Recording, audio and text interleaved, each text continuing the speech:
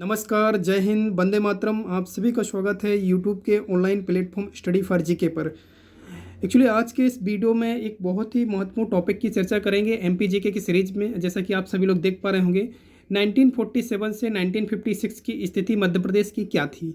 आखिर मध्य प्रदेश हमारा 1947 के पहले मध्य प्रदेश था क्या, किस नाम से था, ये सारी चीज़ें इस वीडियो में डिस्कस करेंगे। तो वीडियो के अंत तक बने रहिएगा। हेल्पफुल लगता है तो चैनल को सब्सक्राइब जरूर कर लें आप। ओके, चलिए सबसे पहले बात कर लेते हैं कि मध्य प्रदेश की जो स्थिति थी 1947 के पहले क्या थी। देखिए, एक्चुअली अगर बात की जाए तो आप सभी लोग परिचित होंगे कि आप 1947 से पहले हमारा पूरा देश, भारत देश गुलाम था। 15 अगस्त 1947 को हमारा देश आज़ाद हुआ था। इसके बाद अगर बात करें हम अपने मध्य प्रदेश की अगर बात की जाए तो विशेष रूप से आप लोग ये याद रखिए कि 1947 से दौरान या इसके पूर्व या बोल सकते हैं या दौरान मध्य प्रदेश नाम का कोई भी अस्तित्व नहीं था। तो ये विशेष रूप से आप लोगों को याद रखना होगा। क्लियर है। सबसे पहले मैं तो आपको ये बता देता हूँ कि मध्य प्रदेश जो 1947 में था वो कितनी कैटेगरी में, आप पूछा जाता है कि कितने भागों में बटा हुआ था। पूरा जो मध्य प्रदेश था, मध्य प्रदेश नाम से नहीं जाना जाता था। चीज़ें क्लियर हो जाएंगी, वीडियो के अंत तक जरूर बने रहिएगा। देखिए, सबसे पहले अगर बात की जाए, आपसे पूछा जाएगा एग्जाम पर कि मध्य प्रदेश जो था 1947 में, 1947 से 1956 तक मध्य प्रदेश कितनी कैटेगरी में बटा हुआ था। अगर बात आपकी कैटेगरी की आती है तो कैटेगरी आप कितनी लगाएंगे, 3। जैसे कि आप सभी लोग देख पा रहे होंगे, पार्ट ए, ये part A, part B, part C. इसमें कंफ्यूज बिल्कुल नहीं होना है। इसमें पार्ट ए या स्टेट ए भी बोल सकते हैं, स्टेट बी बोल सकते हैं, स्टेट सी बोल सकते हैं, इस टाइप से बोल सकते हैं। लेकिन क्लियर करके रखिए, ये जो कैटेगरी थी मध्य प्रदेश 3 कैटेगरियों में डिवाइड था, part A, part B, part C. इसमें कौन कौन से प्रांत आते थे देखिए, थोड़ा नज़र डालते हैं। सीपी और बरार, जिसे आप मध्य प्रांत के नाम से जानते थे, ये विशेष रूप से आप याद रखिएगा। और दूसरा जो था आपका बी नंबर, ये मध्य भारत के नाम से जाना जाता था इसको। और पार्ट सी जिसे विंध्य प्रदेश के नाम से जाना जाता था। 3 कैटेगरी थी। अगर आपसे भाग पूछ ले कि मध्य प्रदेश कितने भागों पर बटा हुआ था, तो फिर भाग में आपका आंसर चेंज हो जाएगा, क्योंकि भाग हो जाएंगे फिर आपके 4। क्लियर है। तो मैं थोड़ा आपको मैप में दिखा देता हूँ। ये जैसा कि आप लोग देख पा रहे होंगे, मध्य प्रदेश की जो स्थिति थी, ये देखिए 1947 में हमने कुछ मैप 1947 की जो स्थिति थी मध्य प्रदेश की, वो मैप के जरिए थोड़ा समझाने की कोशिश की। देखिए, थोड़ा आप लोग समझ पा रहे होंगे। पार्ट ए जो आपका अभी अगर बोल सकते हैं, जो पार्ट जो साउथ वाला इलाका पार्ट ए के अंतर्गत आता था, पार्ट बी के अंतर्गत आता था ये आपका बी, और ये वाला ये आपका उत्तर हो जाएगा, उत्तर, और कुछ आपका पश्चिमी वाला इलाका। इसके अलावा जो हो जाएगा पूर्वी इलाका, ये पार्ट सी के अंतर्गत आता था। तो इस प्रकार से 3 कैटेगरी थी। और इसके अलावा अगर भाग देखा जाए तो ये छोटा सा जो पार्ट बचा हुआ ना, भोपाल, ये एक स्वतंत्र राज्य हुआ करता था। तो कितने भाग हुए थे, मध्य प्रदेश के 4 भागों में बटा हुआ था 1947 में। क्लियर है। तो मैप से आई होप इतनी चीज़ें क्लियर हो गई होंगी। चलिए बात कर लेते हैं नेक्स्ट पॉइंट की। चलिए अब इसमें बात कर लेते हैं जो स्टेट या पार्ट ए था। अब विशेष रूप से याद रखिए, पार्ट जो ए था उसमें क्या क्या शामिल था।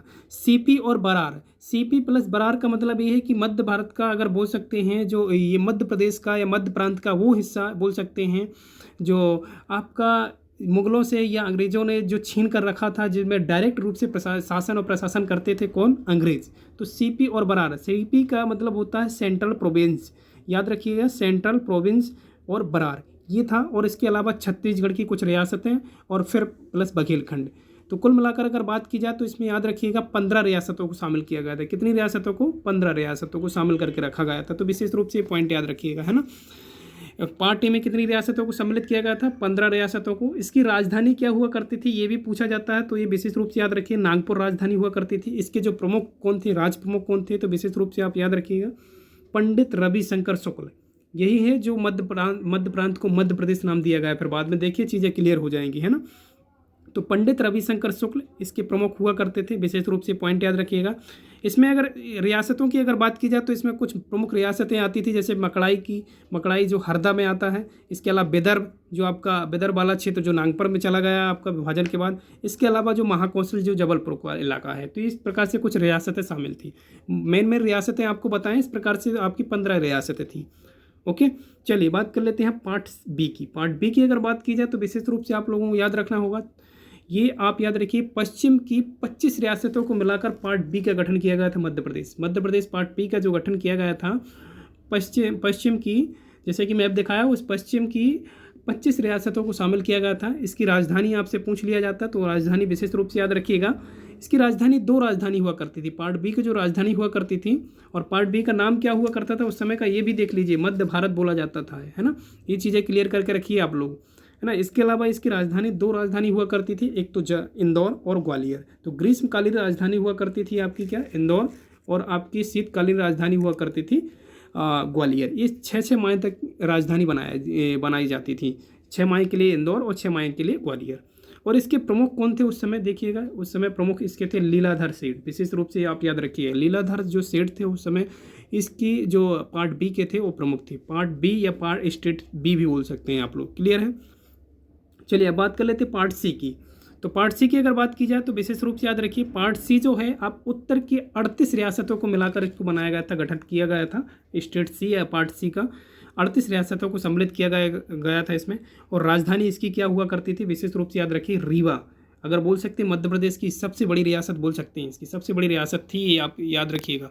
38 रियासतें इंक्लूड, पार्ट सी जो था बहुत बड़ा हिस्सा था आपका, 38 रियासतें इसमें सम्मिलित की गई थी, विशेष रूप से याद रखिए। इसके जो प्रमुख हुआ करते थे विशेष रूप से याद रखिए, शंभुनाथ शुक्ल। कौन हुआ करते थे, शंभुनाथ शुक्ल इसके प्रमुख हुआ करते थे।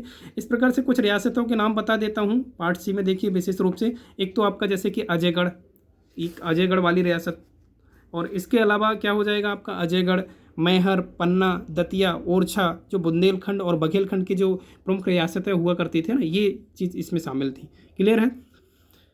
चलिए इसके अलावा इसके प्रमुख भी देख लिया। इसके अलावा कुछ नोट में हमने लिख कर रखा है, जो अब पार्ट में पार्ट सी के अंतर्गत आता था भोपाल। भोपाल एक क्या था, एक स्वतंत्र राज्य हुआ करता था, और स्वतंत्र राज्य होने के साथ साथ इसके जो प्रमुख थे विशेष रूप से याद रखिएगा, भोपाल के अंतिम नवाब हमीदुल्लाह खान इसके प्रमुख हुआ करते थे। विशेष रूप से आप लोगों को याद करना होगा। लेकिन ये पूछा जाता है कि जो भोपाल था स्वतंत्र राज्य तो था, ये किसके अंतर्गत आता था, तो पार्ट सी के अंतर्गत आता था। ये मेन फैक्ट है, आप लोगों को याद रखना है, क्लियर है।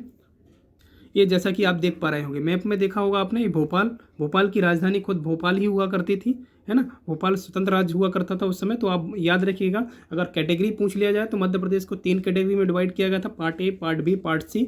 अगर आपसे भाग पूछ ले तो मध्य प्रदेश टोटल 4 भागों में विभाजित हुआ करता था 1947 में। तो हमने देख लिया 1947 से 1956 तक की स्थिति मध्य प्रदेश की। अब अगले वीडियो में हम देखेंगे 1956 के बाद की जो स्थिति थी मध्य प्रदेश की क्या थी, क्लियर है। तो अगली जो स्थिति मध्य प्रदेश की 1956 की स्थिति देखने के लिए वीडियो को, चैनल को सब्सक्राइब जरूर कर लीजिएगा और बेल आइकन को ऑन कर लीजिए, जिससे हमारे सभी आने वाली वीडियो का नोटिफिकेशन मिलता रहे। चलिए मिलते हैं किसी नए वीडियो में और नए टॉपिक के साथ, तब तक के लिए विदा लेते हैं। जय हिंद, जय भारत।